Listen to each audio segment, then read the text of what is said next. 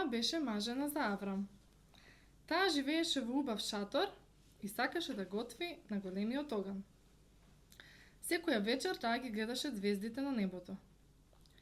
Но Сара сакаше нешто што го немаше. Знаете ли што било тоа? Не?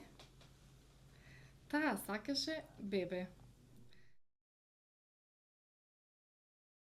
Сакаше да го држи и да го гали, да го заспива, нишајки и да го поучува за Божиот прекрасен свет.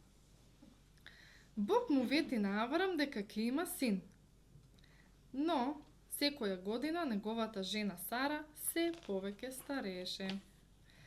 Таа беше доволно стара за да биде баба, па дури и прабаба. Но таа се уште немаше бебе. Бог сакаше Аврам и Сара да знаат дека тој не го заборавил своето ветување. Тој сакаше да им подари дете. Така Бог испрати тројца луѓе за да го посетат Аврам. Тие всушност беа ангели. Еден од нив, Божиот ангел, му рече на Аврам: ова време, следната година, Сара ќе има бебе. Сара го слушаше тоа од шаторот. Таа се насмевна и си помисли: не можам сега да имам бебе. Престара сум за тоа.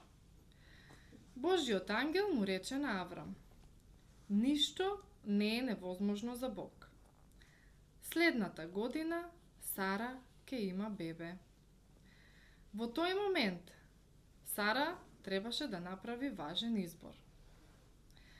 Таа можеше да му верува на Бог и да почека уште малку за бебе.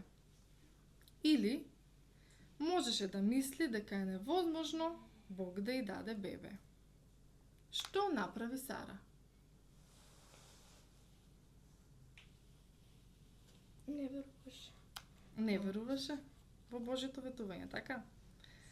Таа го почека уште малку Божјото ветување. А една година подоцна, точно како што рекол Божиот ангел, кога Сара имаше речиси 100 години, навистина доби бебе. Таа му го даде името Исак, што значи смеа. Поради Исак, Аврам и Сара се смеа. Тоа беше посебен подарок од Бог. Така тие имаа син, кој ќе живее во земјата по нив.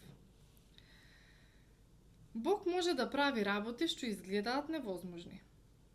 Сара направи правилен избор и му веруваше на Бог дека ќе ѝ подари бебе. И што можеме да научиме од оваа приказна за денес? Научивте нешто? Дека треба да му веруваме секогаш на Бог. Добра.